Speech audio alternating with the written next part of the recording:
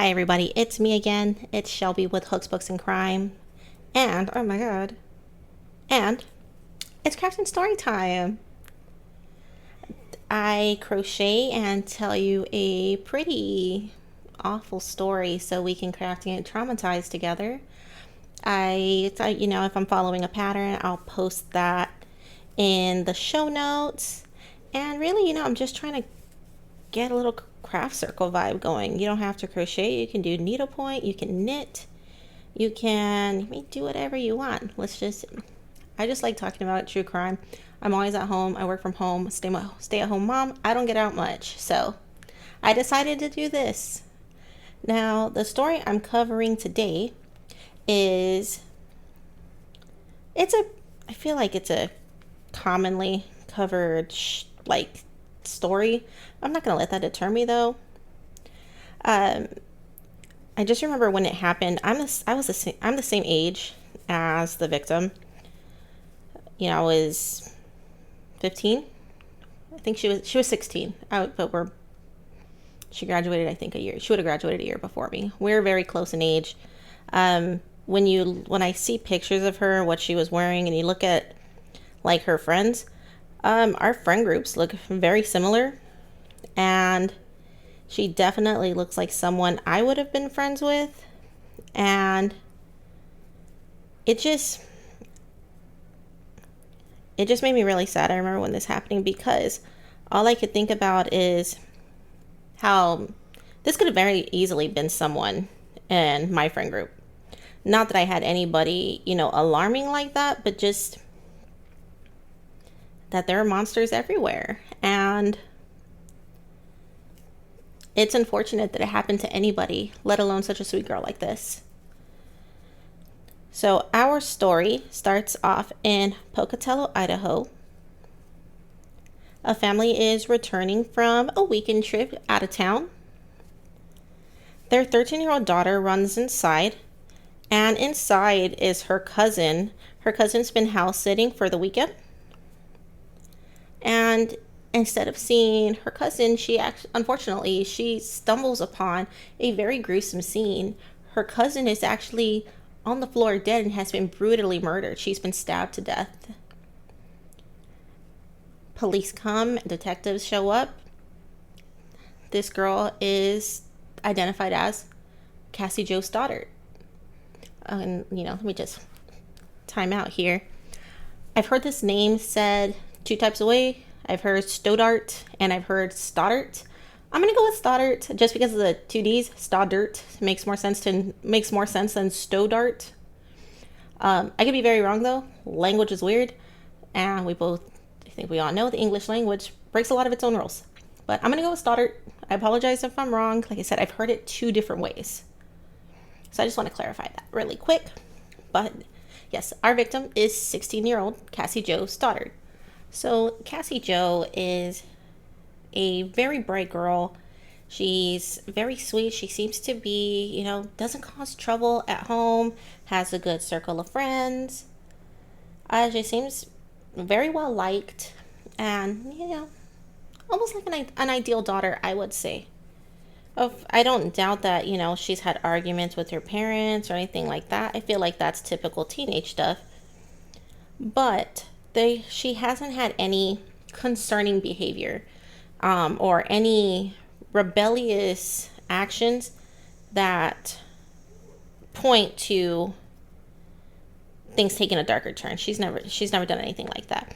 In fact, the reason why she's house sitting is because she's trying to earn money to buy herself a car. And I got my car when I was 15 because my parents kept forgetting to pick me up at school.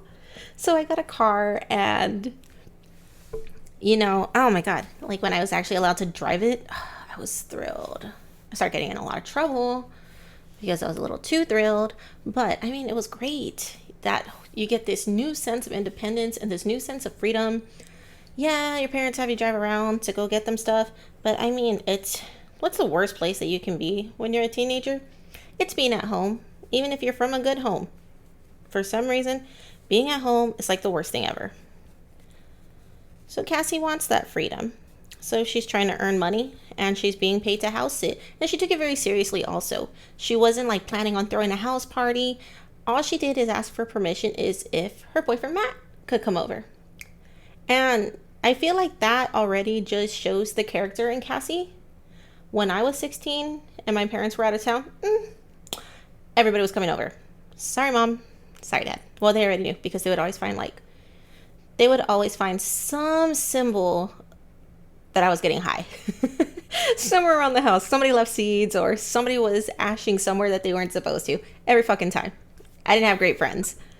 I had some good friends, but some of them just didn't give a shit. And yeah, so Cassie was definitely better than me. That's for sure. So, she gets permission for Matt to be over, and Matt's mom is also aware that Cassie's house sitting, so they're going to be home alone for a few hours. So both of these kids are respectful of their parents and understand the boundaries and seem to respect the boundaries, which, again, not everybody's that lucky. So whether she was raised right or she's just a good kid, I want to say it's both. So she's a really sweet girl. And again, great grades, great circle of friends. She seemed to be thriving in life and she would have gone very far, I think. I think she was already taking the footsteps to be a very productive person in society and probably would have done great things.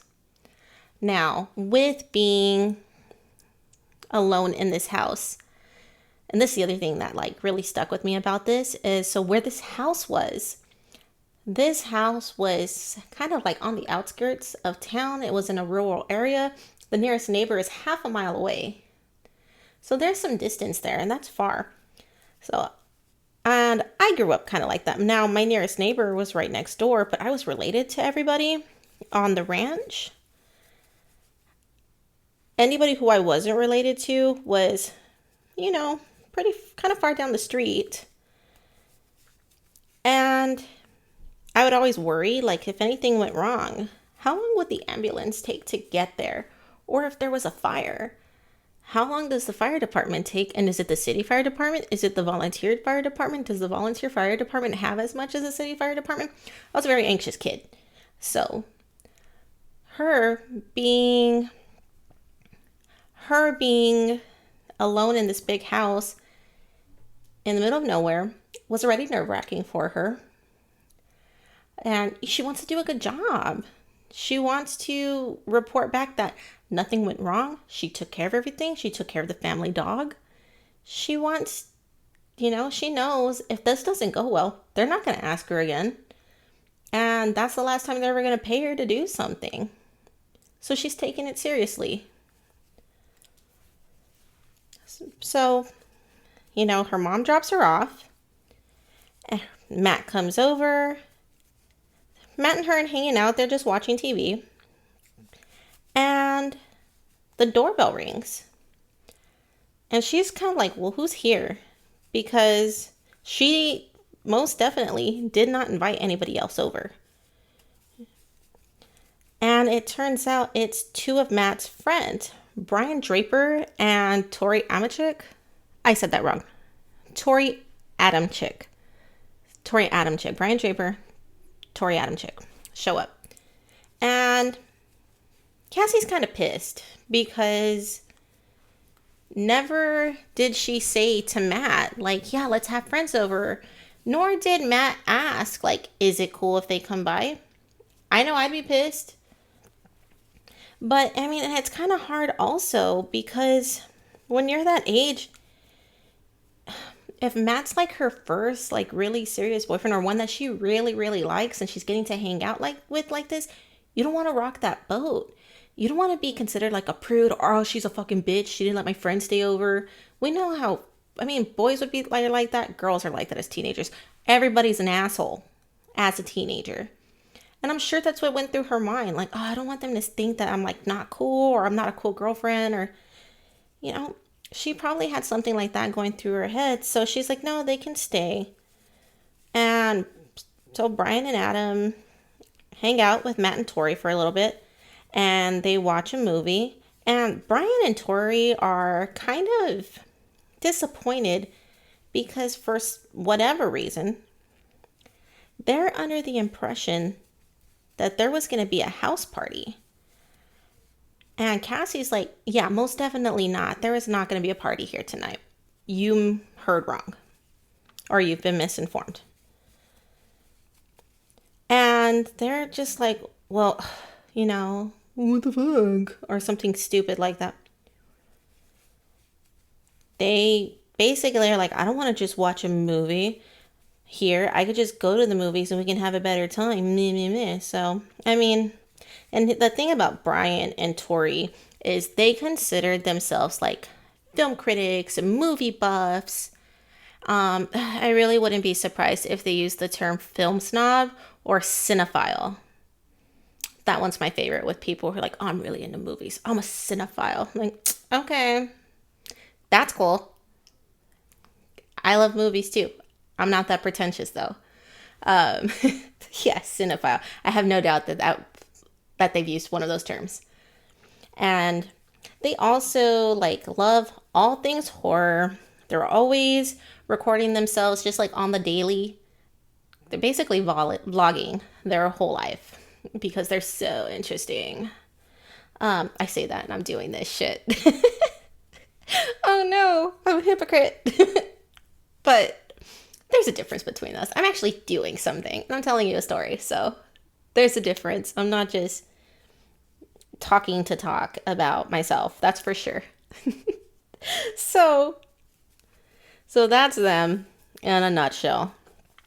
Not the most remarkable of kids. And even at that, like I think they're kind of dorky. They're a little odd, so they're kind of outcast. They're not popular. And for someone who knew a lot of outcasts and everything, I feel like sometimes you outcast yourself because I don't know, like what's annoying is there's really that whole thing with like jocks and punks and all that. And you have some of us who are into punk and everything, but could talk with the jocks because who gives a shit? And then you have the ones who are like, I need to be in this box. So fuck that guy. And nah, he's, oh my God, what's that word? It's like patriarchy, but, the man, that whole thing. And I don't know, I feel like they're kind of more in that group. They weren't really outcasts in as much as they outcasted themselves because they probably thought they were better than everybody. They probably thought they were smarter than everybody, and everybody else was a waste of their time. That's the vibe I'm getting from both of these boys. So anyway, that's my little tangent on those little shits. So they take off. They go to the movies. Matt and Cassie stay. I'm sure they're happy to be alone. I'm sure Cassie is because, nothing went wrong. The boys are out of the house.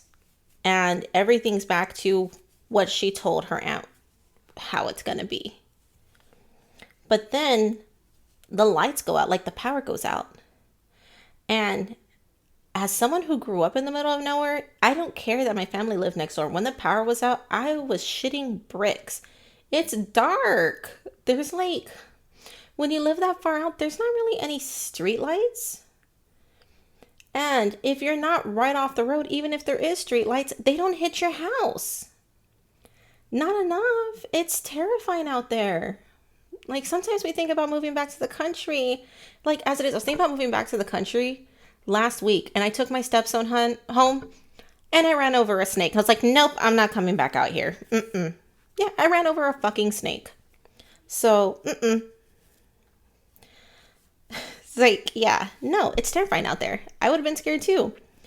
Luckily, when this happens, she's not alone. Her and Matt, they get flashlights. They kind of, try to make sure everything's okay, check the house. And luckily, most of the power comes back on. So they're spooked, but they're, it's better than being in the dark.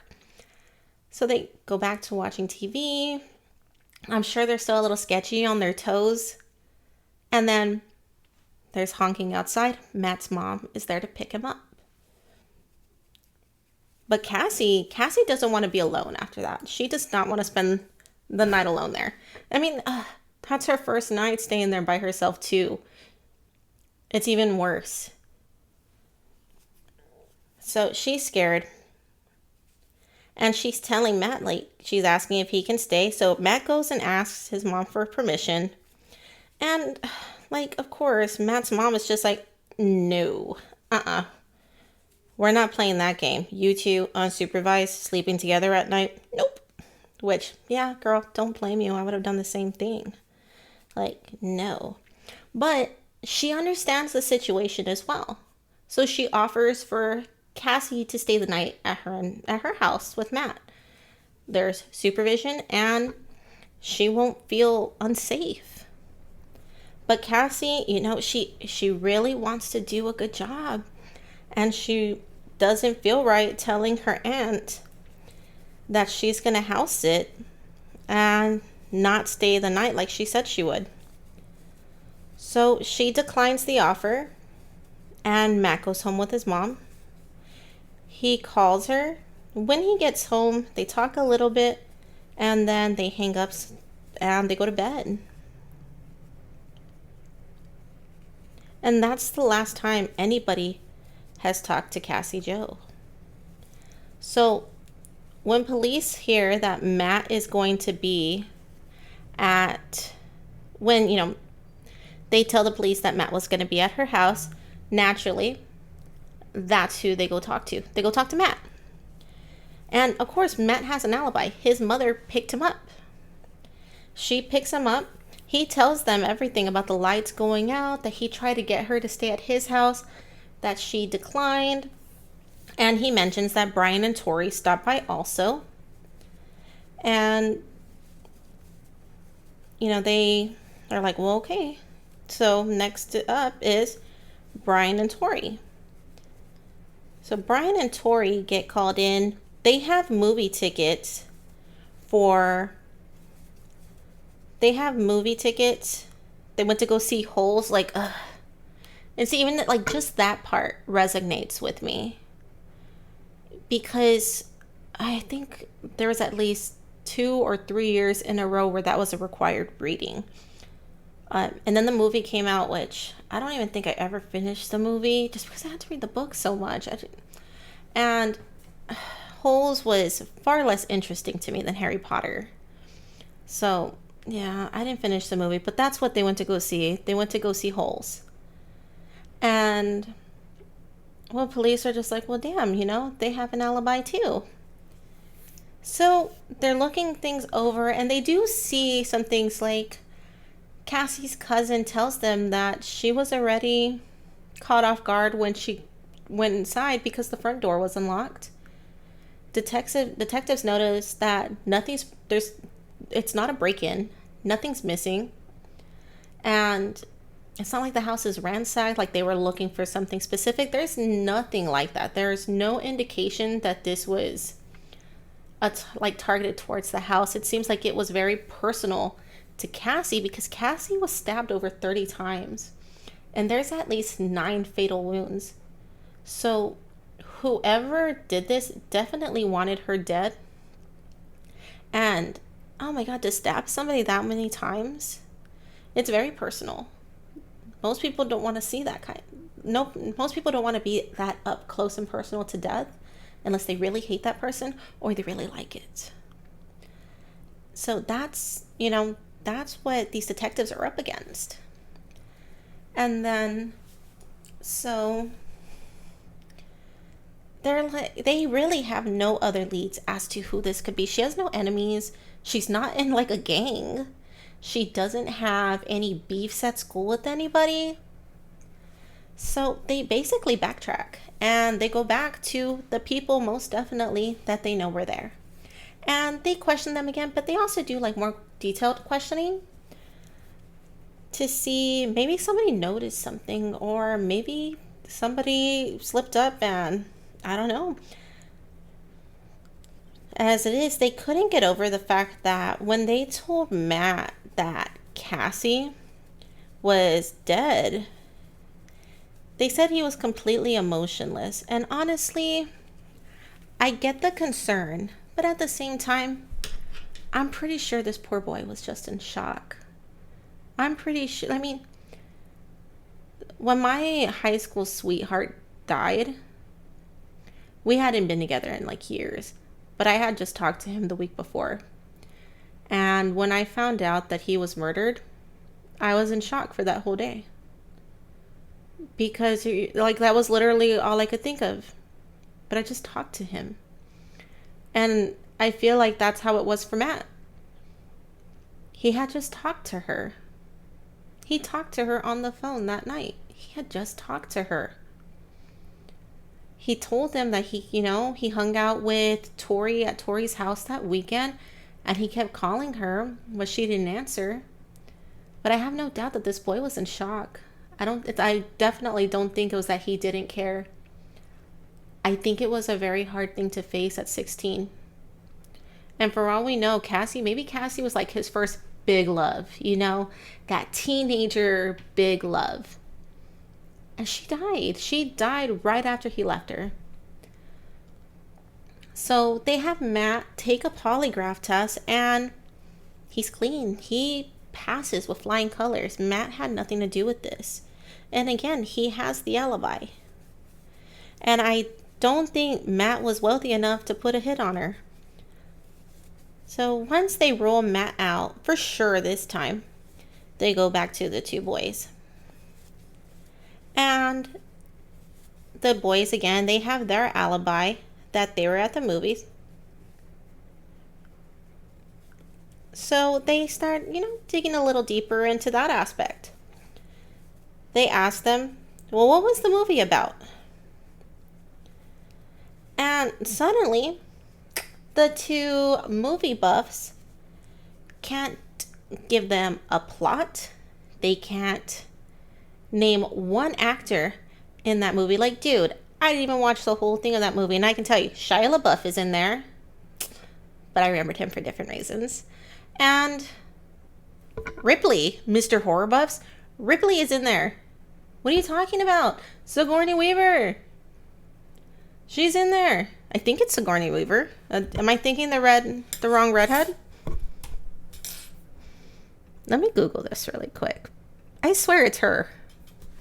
And I apologize to the redhead community if I'm wrong, but let's find out, because I swear that's Sigourney Weaver. I'm almost positive. It's Sigourney Weaver. It's her. You're telling me, Mr. Film Buffs, that you can't remember Ripley is in this. Ripley.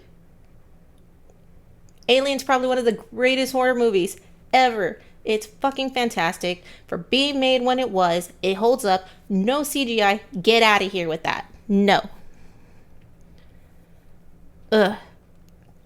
Film buff my ass. Do some research. Or like just... That's how you know they're teenagers. Teenagers don't know how to lie, and when they do, they're like sociopaths. These two are just dumb. Fucking scream nerds. Anyway.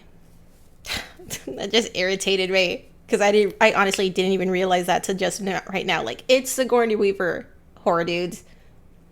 If you can't name Ripley, like, are you really into horror, bro? Like, no, it's terrible. Okay, but yeah. So they can't tell you the plot. They can't name anybody in this movie. Nothing. Which, I mean, even the police, like, know that they consider themselves movie buffs and everything. So even they're just like, well, that doesn't sound right. So then they go to the movie theater. And I'm assuming Pocatello is kind of a small town, because the girl working the ticket booth, they ask her, hey, did you see these boys in here by any chance Friday night? And she's like, oh, that's Brian and Tori. I go to school with them. And no, they were not here.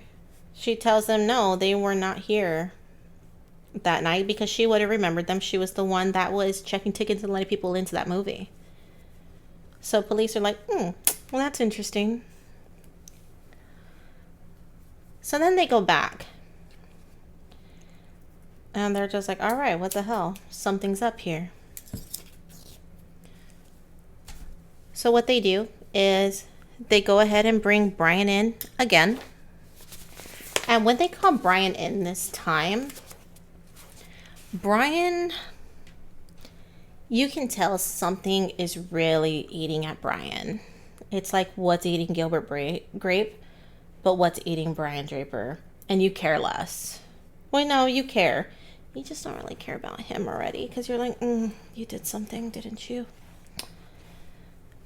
So Brian's there and he's sullen and sulking.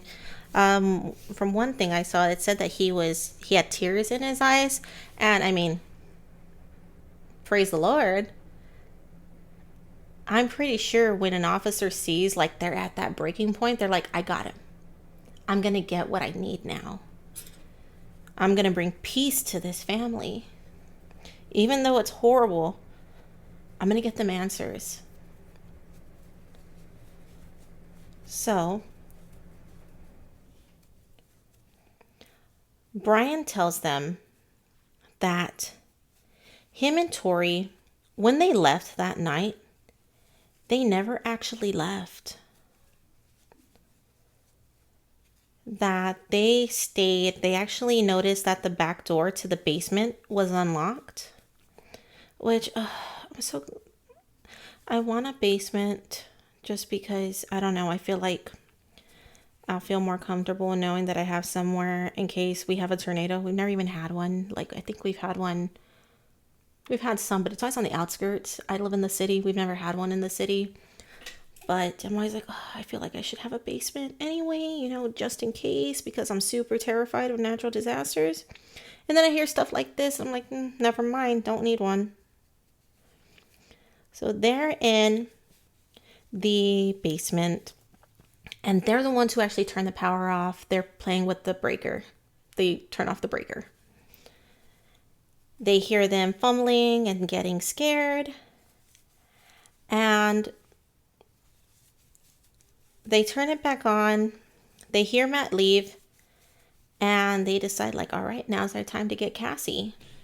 He tells police that they have, like, their masks. And they really wanted to just be, like, reenact this whole Scream horror movie, that whole part with like Drew Barrymore and everything. I think it's the Drew Barrymore part. I don't remember. I don't really care for that movie.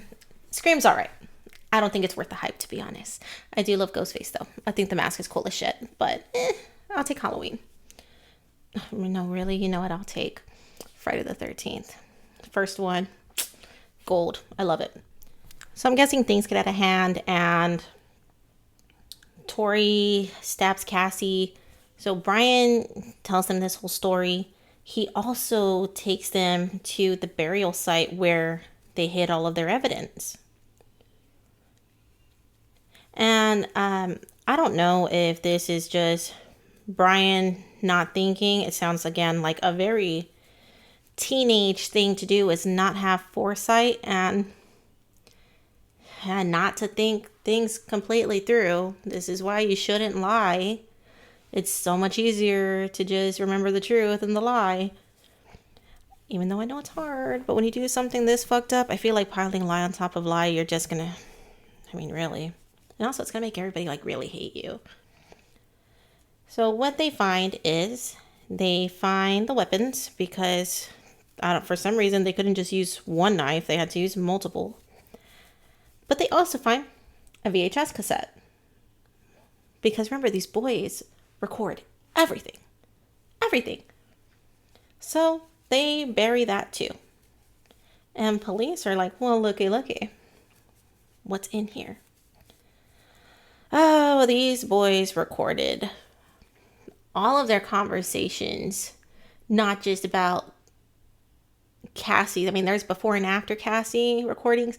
And there's also, so apparently Brian like really idolized the Columbine shooters. I can't remember their names. I think one's name is Eric.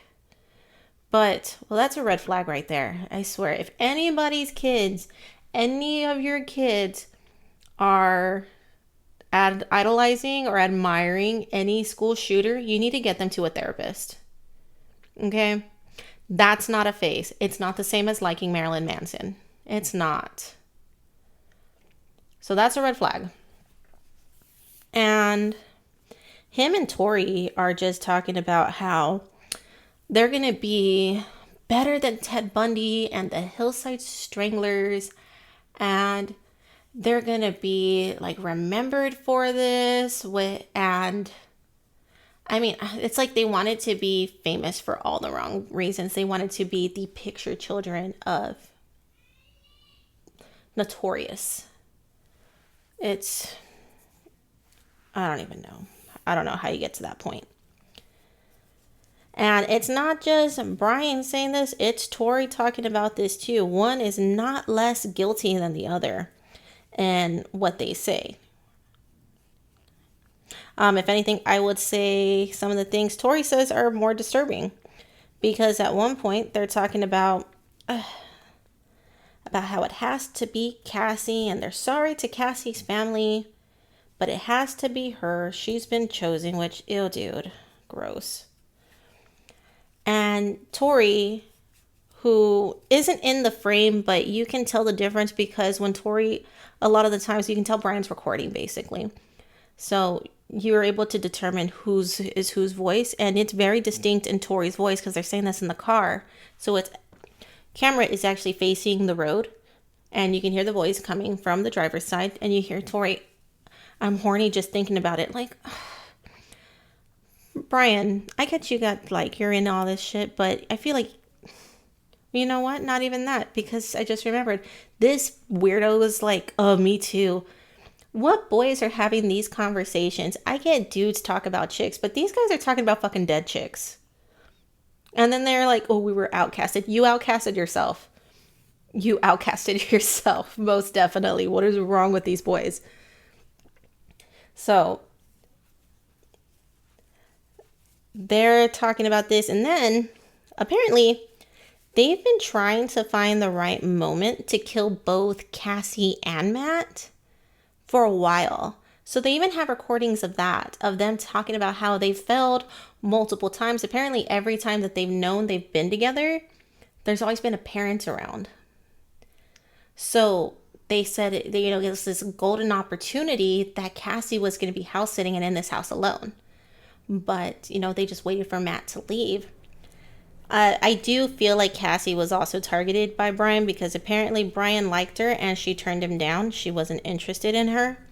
And it's not said, but I have no doubt that it kind of bothers him that she's with his friend. I most definitely think that's part of it. Because teenagers, hormones. They even mention another girl. I want say her name's like Kirsty or Kristen, something like that. They talk about how, well, she's going to be home alone from like 6 to 7 or something like that. So they're talking about Cassie, and then they start talking about another girl who could be like a second potential victim. And which is why they were hoping that there would be a house party so they can get 2s of 2s, 3s of 3s. They wanted to do like this whole slaughter. Like, I guess they wanted to be Richard Speck. And you know what? I highly doubt these boys even know who Richard Speck is, if they couldn't even tell who Ripley is. So they're talking about this whole thing and just incriminating, which, again, thank God for stupidity. Really, thank you for being that stupid and that arrogant. That's the main thing. It's the arrogance of a lot of these like murderers. Everybody thinks they're too smart to be caught. And I feel like that's how people end up in cults too. Like thinking you're too smart to be in one, and then because of that you end up in one. It's the same thing here. They think they're so much smarter than everybody. They're so much better than everybody. You got caught right away. Thank God, because you're a fucking idiot. Thank God you're stupid. Anywho, I really don't like murderers. I love true crime, but I really hate the arrogance, and I love to talk shit about them. I just like talking shit. I'll be honest. I'm a girl. I'm gossipy, chismosa and all that. Well, you know what? I'm less chismosa now that I'm older. But I can gossip about them because they did wrong. Who cares?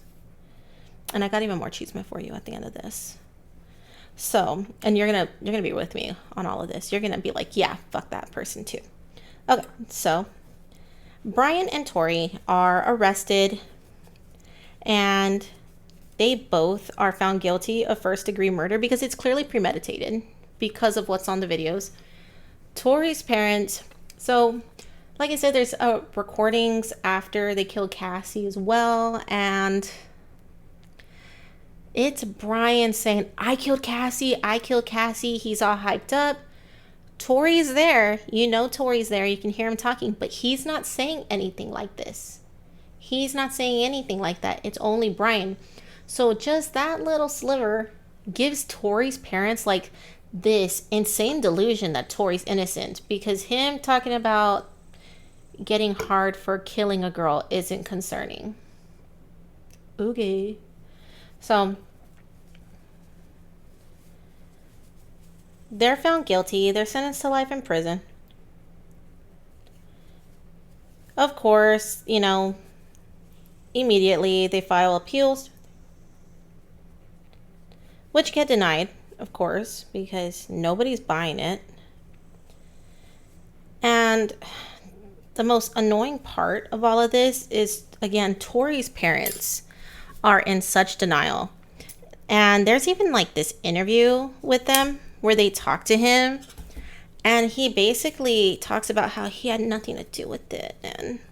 And the weirdest thing is, like, they're not even letting Tori talk. The parents are answering for him, and you just seeing that, you're like, oh, you babied Tori a lot, didn't you? You babied him a lot. You didn't correct behavior that should have concerned you. And you probably made him gave him some idea that, no, it's not you, it's them. And really, no, it's your son, and you did nothing to stop it. His delusional mother goes and writes a book about it, which is disgusting because, and if you bought that book because you really believe her, you're disgusting too. Because what is wrong with you? She writes a book about it and everything, and her baby boy and how he's innocent, and Brian Draper's the devil or whatever. I don't know what that bitch put in there, but the delusion is strong in that woman. And I get it. I get it's a hard pill to swallow. I hope I'm never there. I really do. But at the same time, your son is on camera saying these atrocious things, these very disturbing fantasies. He is admitting to it. And this is what fascinates me so much about the world sometimes, is you have sickness, and somehow they ended up in the same room together. It blows my mind every time. I get when they meet in prison because clearly they're not there for good reasons. But teenagers who both have this sickness, not even this sickness, just who are just deranged and disturbed, find each other. How does that happen? It blows my mind. And his parents, and the selfishness of it. Give it a rest, lady. I get that the victim, every time there's a murder like this, the victims are not only the victim's family, because the families are victims too. But when you're doing things like this, I don't feel bad for you as much, because all you're telling us is how your son became this way. That's how I feel. I could be wrong, and I'm sure people disagree with me, but I feel like that's how you get there. I really do. I feel like that's how you end up with this. By not holding your kids accountable and not wanting to see what's there. And you're over here writing books, and Cassie's parents are just trying to heal. Cassie's sister found out at work. I can't remember if it was her father or her uncle. I want to say it was her uncle. Came into her job and had to tell her that her little sister's been murdered, that she's been stabbed to death. How awful. And then you find out it was her fucking friends. It was her friends. Not friends who were jealous of her or Not because of Slender Man. No, because these boys were just assholes. And for some reason, wanted to be seen and went the wrong way about it. That's all it was. These boys wanted to be seen. And you were. And for someone complaining about how you're being seen, you really just solidified it. Now you're always going to be an outcast. You're a fucking murderer. Tori. You are. And you took your mom down with you. You took your family down with you because your family didn't know how to handle it. I understand that people do weird things in grief, but you also need to hold them responsible. I think I've said this already on here. I've made it very clear to my kids, or to my oldest. I'll tell my younger ones, I love you so much that I love you enough to face consequence. If you ever do something like this, I will not cover for you. I will not lie for you. I will not hide a dead body for you. I will not sacrifice myself and take away myself from your siblings because you did something you know better of. I won't. I love you enough to make you face consequence. And I think that's might be where Tori's parents went wrong. Cassie's parents are dealing with grief beyond compare. And her cousin was 13 when she found her. That's when things, you enter that whole rough stage of being a teen and school. Your body's changing, your thoughts are changing, your body chemistry, you're like, just everything chemically in your body is changing. And it's happening quickly. And then you see a cousin who you might have like idolized, maybe you loved spending time with her. She could have been her favorite cousin. And you find her dead. That's terrible. Her cousin suffered so much that she attempted suicide at some point. And that breaks my heart because her aunt blames herself for what happened to Cassie. And then her own daughter tries to take her life because she can't cope. The family can't cope. And they're trying to sell this house. Nobody wants to buy this house because of what happened in it. So they're trapped in the nightmare. They're trapped in it. And it's heartbreaking. It really is. I think that's why I'm so disgusted by Tori's mom. Because she doesn't have to deal with that. You have a bedroom to a murderer. To your son who turned into a monster. I get that. But that family is living in the nightmare. Do you just not sit in that living room anymore? Do you add on to the house and tear that side down? What do you do? I think it's very self-righteous to see the writing on the walls and have the evidence and willingly choose to ignore it and try to put it all on one person. Are you saying that your son was that impressionable that one boy could get him to say all these things? Because, I mean, they had been recording for quite a while before this happened. And this was a big plan. And they talk about this all the time. About how they want to kill someone and everything. It's not like it was one conversation and they acted on it. This was something they had been talking about nonstop. So, I mean, that's the story of Cassie Jo Stoddart and her dumbass murderers. She was such a beautiful girl. She really was. And it always makes me sad when life is taken, especially when they're so young. I can't do episodes of children, of like small children. And I know like there are some people who don't get how you can draw the line. But I mean, I really struggle. I fucked up on this. I really struggle with, I really struggle with children because they're defenseless. Just like I struggle with murders with the elderly. They're weaker. Cassie Jo, she was still a child. Let's not get that wrong. But she could fight. But they're still hard for me. And like I said, this one, wanted to do this one just because, again, I was her age when this happened. I had the same shirt as her. where her murder took place is a lot like where I lived and a lot of me and my friends grew up. A lot of me and my friends were into movies. A lot of us were into horror. There's a lot of similarities in my adolescence like hers. And it just broke my heart. It freaked me out when I heard about it, and it's always stuck with me. And it just really made me realize it made me think about my friends a lot too, like my guy friends.